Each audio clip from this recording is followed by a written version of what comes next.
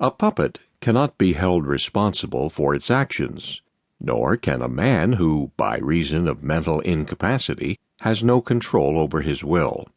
To be fully human, one needs to possess a will and be able to command it. In everyday life, we expect this of our fellows. Indeed, if we could not, the fabric of any association would disintegrate. In secular society, the notion of punishment includes the expectation that the offender, remembering the correction which he has endured, will in the future take care to avoid the course of action which provoked it. In short, we assume that normal people have control over their actions, and that those who fail to exercise their will are either abnormal or culpable. Conversely, those who exercise their will for the good of others, especially if it is to their disadvantage, are seen as virtuous and exemplary. They choose to do right, and are honored for it, since they could have chosen otherwise. Such an approach, based on common experience, was that of Pelagius and his supporters. Pelagius, in his analysis of what constituted a good action, identified three elements: possibility, volition, and action. Volition and action come from ourselves. Thus, in every good action there is praise for both God and man. It is of God alone that man is able to perform a good work, but it is for man to will the good work and to perform it.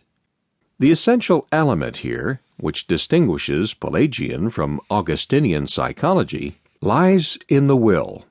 For Augustine, to will requires the gift of grace for every individual action. God crowns his own gifts and not human merits. If human merit is from man himself, it is not from God. For Pelagius, although man's power comes from God, he is left with his own initiative. He is, in Julian of Eclanum's famous phrase, emancipated from God. The ferocity of the conflict between Augustine and the Pelagians can obscure the fact that their analysis of God's action upon the human soul are not as different as appear on the first view. Pelagius, no less than Augustine, believed that God was the source of all human power. He differed from the mature Augustine in assuming that God gives each individual a personal power of free decision in life, which can be used for a moral or immoral end.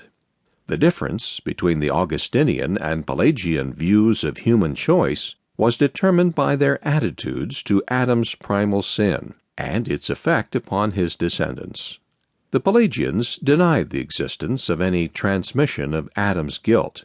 Adam was made a rational animal, mortal, capable of virtue and vice, who was able, from the possibility conceded to him, to observe God's laws, or to transgress, or by his natural power of command, to preserve the law of human society, and being free, he had the power to wish either alternative, and in that is the sum of sin and righteousness.